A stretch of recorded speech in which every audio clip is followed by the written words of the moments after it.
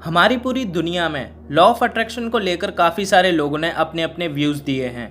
कोई इस लॉ को बकवास बोलता है तो कोई बोलता है कि ये लॉ बहुत ही ज़्यादा यूज़फुल है।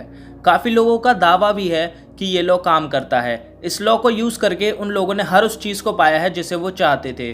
तो कोई बोलता है कि ये लॉ किसी भी काम का नहीं है। तो वैसे तो काफ़ी सारे लोगों ने अपने अपने तर्क दिए हैं लॉ ऑफ अट्रैक्शन को लेकर, लेकिन आज की हम इस वीडियो में ये जानने वाले हैं कि आइंस्टाइन लॉ ऑफ अट्रैक्शन को लेकर क्या सोचते थे और क्या वो इस पर बिलीव करते थे या फिर नहीं करते थे।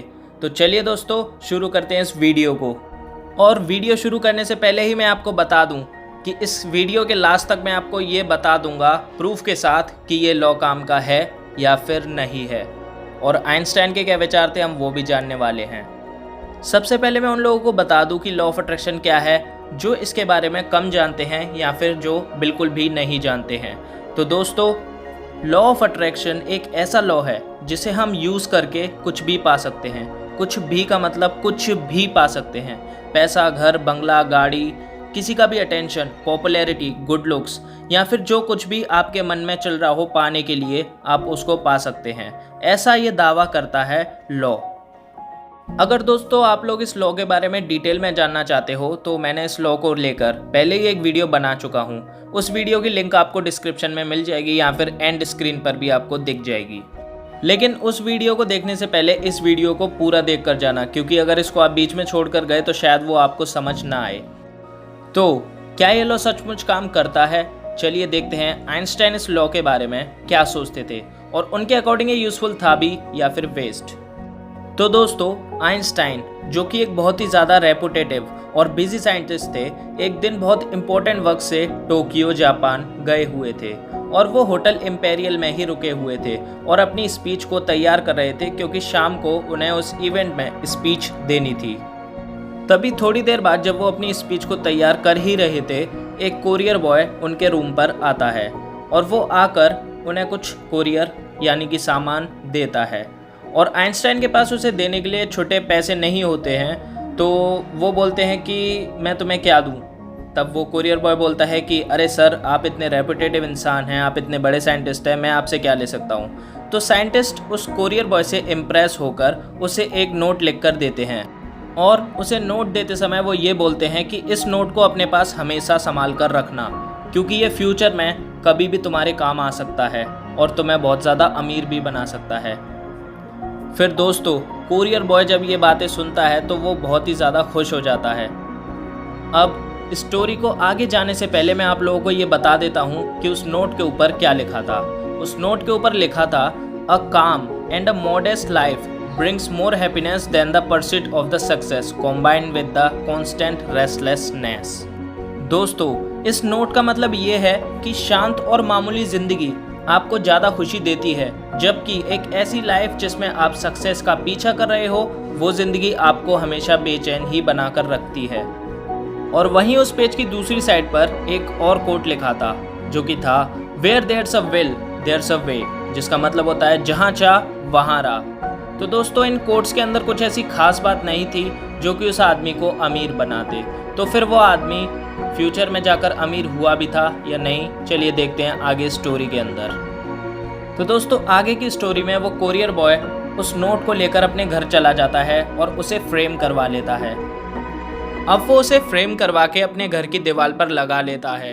अब भाई, आइंस्टाइन जैसे बड़े आदमी ने, कितने महान वैज्ञानिक ने उससे कहा था कि तुम इससे एक दिन अमीर हो जाओगे, तो ज़रूर अमीर ही हो जाएगा वो शायद। तो इसलिए उसने इस भरोसे पर उसे अपने घर में टांग लिया। तब दोस्तों, उसने अनजाने में ही लॉ ऑफ अट्रैक्शन को यूज़ करना चालू कर दिया था। वो जब भी अपने काम पर से आता था वो उस नोट की तरफ देखकर हमेशा खुश हो जाता था और बस यही उम्मीद में रहता था कि एक ना एक दिन ये नोट मुझे ज़रूर अमीर बना देगा। अब दोस्तों, अनजाने में वो लॉ ऑफ अट्रैक्शन को डेली ही यूज़ कर रहा था। वो जब भी अपने काम पर से आता था वो हमेशा उस नोट की तरफ देखता था और खुश हो जाता था और हमेशा अपने मन में बस यही सोचता था कि एक दिन ये नोट मुझे ज़रूर अमीर बनाएगा। क्योंकि वो काफ़ी गरीब था, तो वो जब भी अपनी गरीबी के बारे में सोचता था या जब भी वो ये सोचता था, परेशान होता था, कुछ भी सोचता था, तो वो हमेशा उस नोट को देखकर खुश हो जाता था और सोचता था कि हाँ, एक दिन मैं ज़रूर अमीर बनूंगा।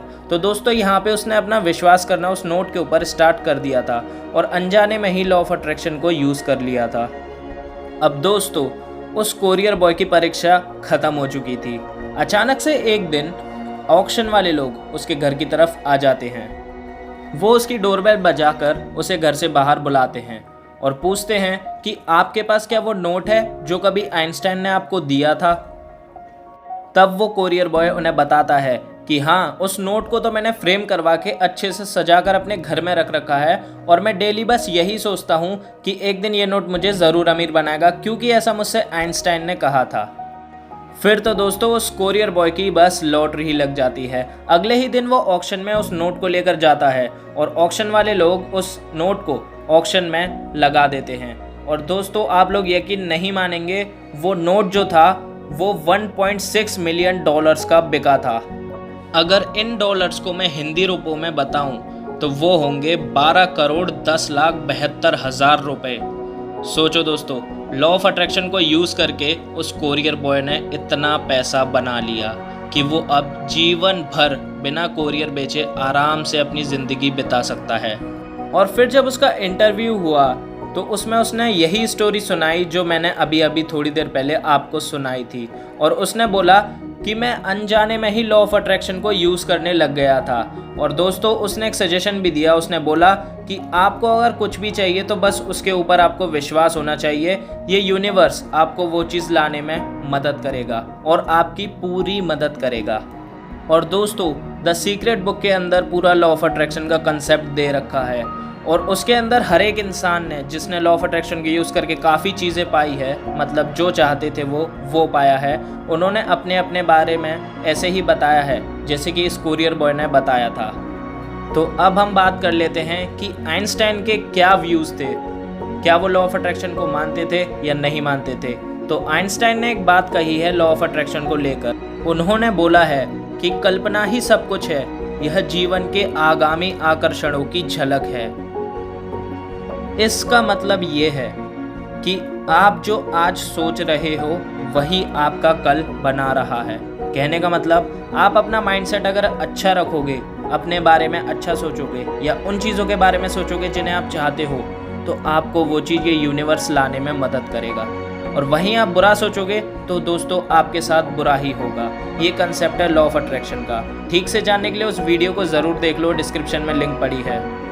और दोस्तों अगर आप नहीं जानते हो तो मैं आपको बता दूं, श्रीमद् भगवत गीता में भी लॉ ऑफ अट्रैक्शन का जिक्र हुआ है।